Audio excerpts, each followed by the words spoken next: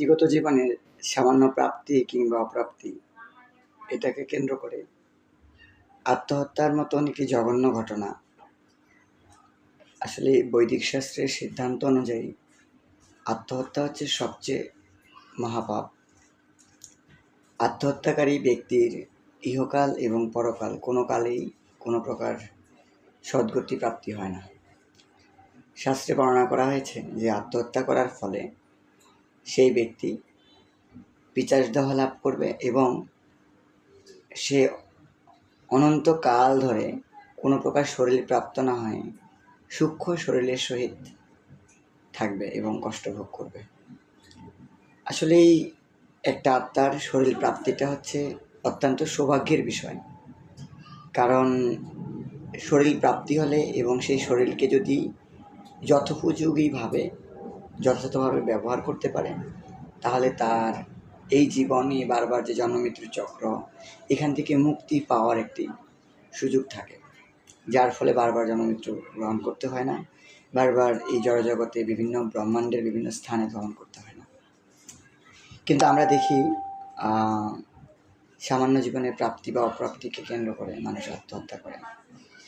তো আসলে এই আত্মহত্যা করাই কোনো কিছু সমাধান নয়। আমাদের জন্য যতটুকু বরাদ্দ রয়েছে ততটুকু আমরা প্রাপ্ত হব, সেটা সুখ হোক কিংবা দুঃখ। জীবনটা অনেকটা জোয়ার ভাটার মতো, কখনো সুখ আসবে, কখনো দুঃখ আসবে, কখনো ভালো সময় যাবে, কখনো খারাপ সময় যাবে। এই জন্য ভগবান বলছেন যে দুঃখ সুখ সমকৃতিয়া লাভা লাভ জয়া জয়।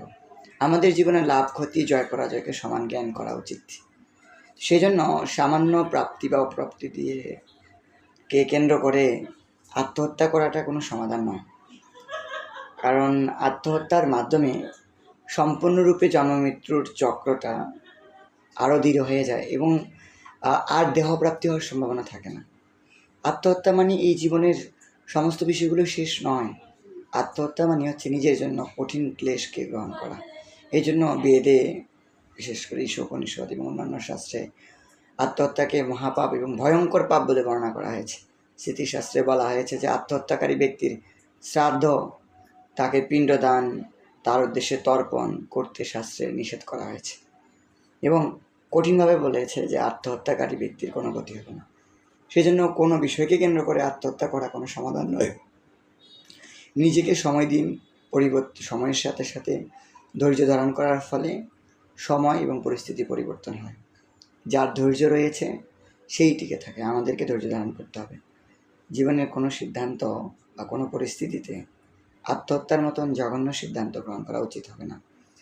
এবং আমরা যে সমস্ত বিষয়গুলো লক্ষ্য করি যে অনেকে আত্মহত্যা করছে, আত্মহত্যার মতো একটা ভয়ঙ্কর পথকে বেছে নিচ্ছে, আত্মহত্যা জীবনের কোনো সমাধান নয়।